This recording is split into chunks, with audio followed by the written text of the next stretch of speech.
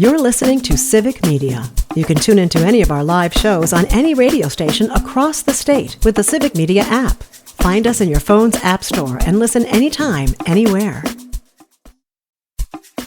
This is your WXCO Daily News Roundup for Bull Falls Radio, 98.9 FM and 1230 AM in Wausau.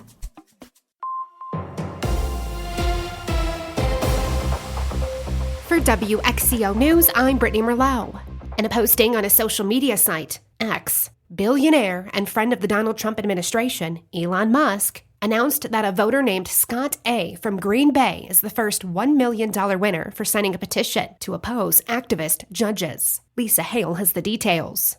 Musk has been accused of trying to buy the election for Wisconsin Supreme Court Justice for conservative Judge Brad Schimmel, who is running against liberal-backed Judge Susan Crawford in a race that is supposed to be nonpartisan. Jay Heck of Common Cause in Wisconsin calls the payments a last-minute attempt to influence the election. Voters will cast their ballots Tuesday. And Wisconsin voters shouldn't be put off by President Trump's latest executive order. Joanne Krulotz explains.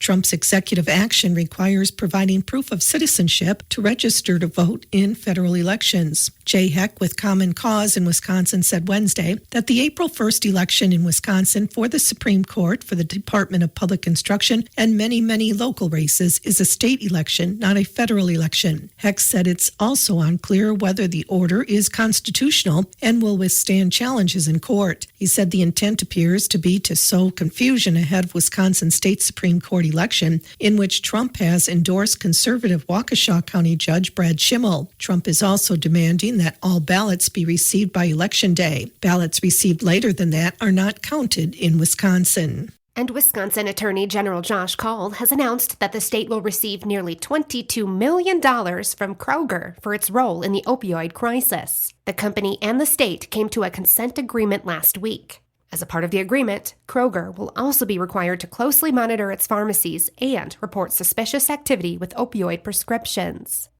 Wisconsin voters have already broken a record for this election, and it's before we even get to April 1st. Savannah Tomei-Olsen explains. About 500,000 Wisconsinites have already cast their ballot for the spring election. Looking at the data, that's about double the number of people who voted absentee in the 2023 state Supreme Court race. It's part of a growing trend that kicked off during the pandemic. More people are exercising their right to vote before Election Day. According to numbers from the Wisconsin Elections Commission, about half the people who voted early voted absentee in person. The other half returned their ballot directly to the clerk's office through the mail or via Dropbox. We'll get the final count of absentee ballots for this election on Monday. And early voting continues through this weekend. Now, not all municipalities offer absentee in-person voting on the weekends, though, so you should check with your local clerk's office. But if you want to vote early, you must already be registered.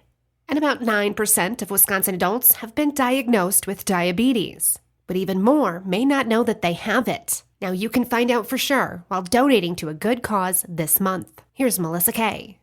1/3 of Americans lack access to regular doctor visits in the U.S. 1 in 10 people have diabetes, and nearly a quarter of those are undiagnosed. The American Red Cross is working to help inform those who don't have access to regular care by offering free diabetes testing to donors during the month of March. The free A1C testing screens for diabetes and pre-diabetes. This valuable information can help you maintain your health and well-being. You can schedule a donation in March to receive this free testing by visiting redcrossblood.org or by calling 1-800-RED-CROSS. A Wisconsin scientist says research cuts from the Trump administration are harming his team's work to find a cure for Alzheimer's. Researchers testified at the nation's capital yesterday. Savannah Tomei-Olsen takes us there.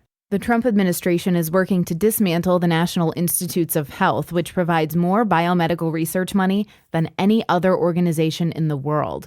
Wisconsin Senator Tammy Baldwin led the forum.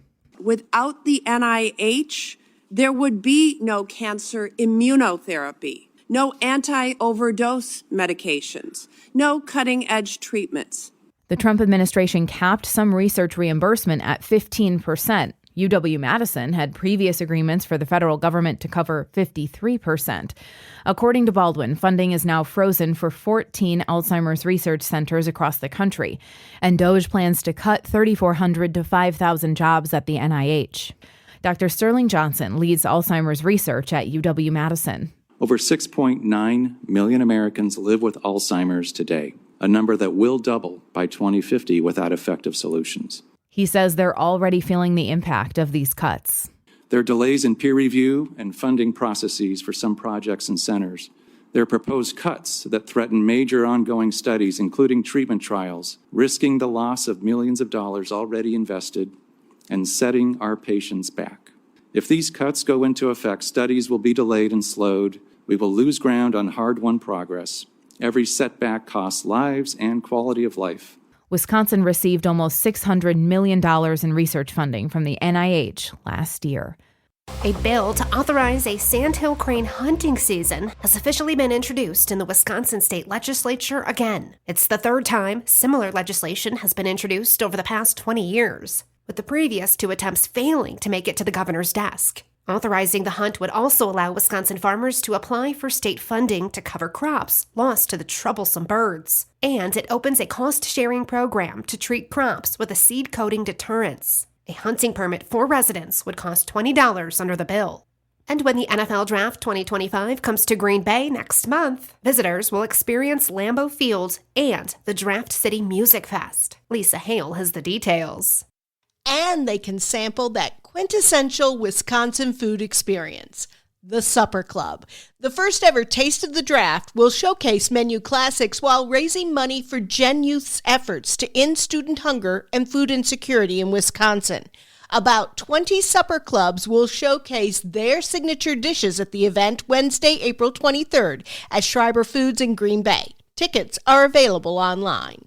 And the Wisconsin Department of Natural Resources is seeking volunteers for this year's Wisconsin Frog and Toad Survey. This asks volunteers to document frog and toad breeding calls throughout the state over the spring and summer. The DNR is offering 3 volunteer options. The traditional survey, requiring volunteers to drive a preset route for 3 nights and listen for calls. There's also a mink frog survey covering northern Wisconsin, and the phenology survey, requiring volunteers to monitor 1 wetland in the spring.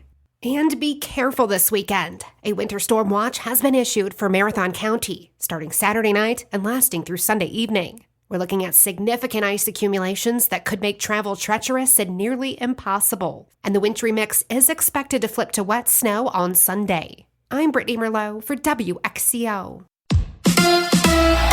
The Brewers lose to the Yanks. Hi, I'm Mike Clemens with sports. The Brewers losing 4-2 on opening day at Yankee Stadium. A positive was Vinny Capra getting the start at third base and hitting a home run on his first at-bat of the season. I thought it was a pretty special moment. Yeah, I mean, a win is what we're trying for, but first at-bat to want to do, stuck to the plan and kind of ended up working out. So Brewers pitcher Freddie Peralta on Capra's shot that sailed over the left field wall. It was impressive, and at the same time it's a little weird because we get a little used to see him doing it during spring training. Hopefully that he keeps doing it that well. I think that he has a lot of things to prove, good things for him, for his career, and for the team. The crew loaded the bases top of the ninth, but former Brewer Devin Williams got out of the jam, retiring Jackson Trio and Christian Yelich for the save. The two teams have the night off. They'll play tomorrow at noon. NBA. Bucks basketball tonight. They host the Knicks in Milwaukee. With sports, I'm Mike Clemens. On your entertainment beat, I'm Pete Schwaba. If you're headed to the theater this weekend, here are some flicks that might be worth a look. If you're in the mood for a horror comedy, check out Death of a Unicorn starring Paul Rudd and Jenna Ortega as a father-daughter duo headed to a party when they accidentally kill a unicorn. The film is pulling an almost fresh rating on Rotten Tomatoes at 57%, and it's rated R. Another horror film opening is The Woman in the Yard, about an ominous-looking woman who mysteriously appears in a family's yard and gives dire warnings. No reviews in yet, so proceed with caution. Action fans might want to check out Jason Statham's new movie called A Working Man, where Statham's character is a mild-mannered construction worker with a Special Forces military background. You might think you've heard this story before, but no, this is much different than his last film where he was a trained killer hiding his identity as a beekeeper. In A Working Man, Statham goes after the human traffickers who have kidnapped his boss's daughter. Be careful out there, folks. Pretty much everyone with a mild-mannered job is a trained killer. Let's go to the movies. Actor Bill Murray does not have many regrets over his 50-year career, but the Lost in Translation star appeared on The Howard Stern Show recently and did say he regrets turning down Clint Eastwood. Murray was enamored with some of Eastwood's earlier work and called him. Eastwood asked Murray if he would ever do another military role along the lines of Stripes. Murray told Stern he had sort of a been there, done that attitude and passed on what was most likely the film Heartbreak Ridge. And to this day, he still apologizes to Eastwood. Apparently, the phrase raw dogging has more than one meaning. Actor Patrick Warburton has taken credit for creating the practice by way of his character Putty from Seinfeld. Raw dogging refers to a travel trend in which a passenger boards a flight with no form of entertainment and doesn't even sleep. They just sit there and stare like Putty did on Seinfeld. Sound fun? It might be until it drives Elaine crazy and she breaks up with you. Yellowstone appears to be birthing yet another spin-off. Luke Grimes will revise his role as Casey Dutton. There are no storylines available yet, but the show will be produced by MTV Studios. Other Yellowstone spin-offs include 1883 and 1923, which is currently in its second season on Paramount+. Another anticipated Yellowstone spin-off will star Cole Hauser and Kelly Riley as Rip and Beth. It does not yet have a title. Ageism is still alive in Hollywood, but it's not as bad as it used to be for women, according to actress Cate Blanchett. The actress recently told Business Insider that when she started in the biz, an actress had a shelf life of 5 years. In Blanchett's case, it probably doesn't hurt that she's an Oscar winner. The actress is in the midst of a 30-year run with no sign of let-up in sight. The Elizabeth star credits more women producers and writers in positions of power that are more likely to develop roles and content for women. For more showbiz fun, tune into Nightlight with me, Pete Schwaba, weeknights from 6 to 8 p.m. on the Civic Media Radio Network. It is going to be cloudy with scattered off and on showers likely today. Our high right around 50 this afternoon. Tonight, an isolated thunderstorm possible. Then tomorrow, cloudy with rain. 43 with rain and snow mixing tomorrow night into Sunday. I'm meteorologist Sean Cable. Outside now, it's 33. That's your WXCO Daily News Roundup from Civic Media. Subscribe to this podcast on Spotify, Apple, or wherever you find your podcasts. Find more news at bullfallsradio.com. The national news cycle never stops, but it can be hard to find news about your local community. Civic Media is dedicated to providing quality local and state news coverage across Wisconsin. With the Civic Media app, you can get notifications about local stories that matter to you and your community. Find the free Civic Media app in your phone's app store and choose notifications from the menu to tell us what kind of news you want to hear about.